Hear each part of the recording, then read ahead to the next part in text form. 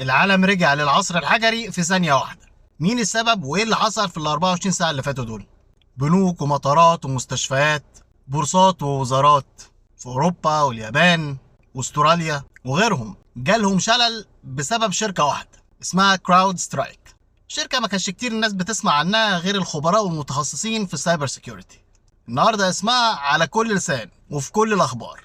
كراود سترايك دي شركة اتأسست في تكساس في أمريكا في 2011، وكان عايزين يعملوا نقلة في مجال الأمن السيبراني من النظام التقليدي بتاع تحليل أكواد الفيروسات لنظام تحليل أساليب القراصنة في اختراق وخداع النظم الإلكترونية.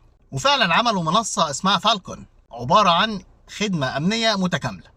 وفي 2014 قدروا إن هم يكتشفوا المخترقين اللي سرقوا بيانات حساسة ومهمة من صاني، وقدروا يربطوهم بكوريا الشمالية. واختراقات تانية كتير قدروا يوصلوا إن اللي بيعملوها مخترقين في الصين وفي روسيا، إلا إن نقطة قوة كراود سترايك هياها نقطة ضعفهم، وده كان السبب في التهنيجة بتاعت العالم دي. منصة فالكون دي بتعتمد على الحوسبة السحابية، كلاود كومبيوتنج، يعني اللي هو لو ان انت الشركة بتاعتك ولا الوزارة بتاعتك بتستخدم خدماتهم لحماية النظام بتاعك من الاختراق، انت مش محتاج ان انت تعمل انستوليشن للبرنامج بتاعهم عندك. كل اللي انت محتاجه حاجة بسيطة جدا اسمها فالكون سنسور. دي نقطة اتصال واحدة بتنزلها عندك، وهي بتتصل بالسيرفرات بتاعت فالكون اللي موجودة على الكلاود، وخلاص كده انت متأمن.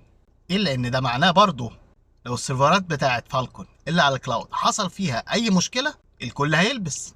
وهو ده بالظبط اللي حصل. عملوا ابديت اثر على السنسور بتاع فالكون على كل الاجهزة اللي بتشتغل على مايكروسوفت 365.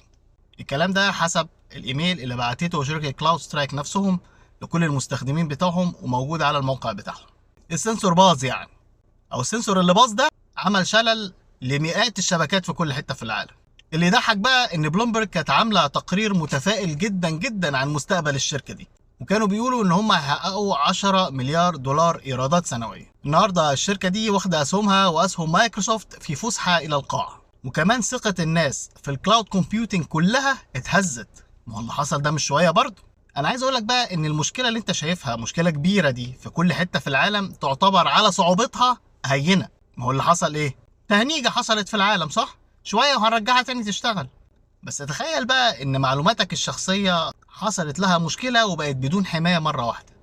بلاش يا سيدي معلوماتك الشخصية ولا حساباتك البنكية، معلومات دول وشركات بتستخدم النظام ده او اي نظام تاني بيعتمد على نفس التكنولوجيا، ده العالم كله هيتسوح. يبقى اللي بيحميك اصلا فتح الباب ومشي.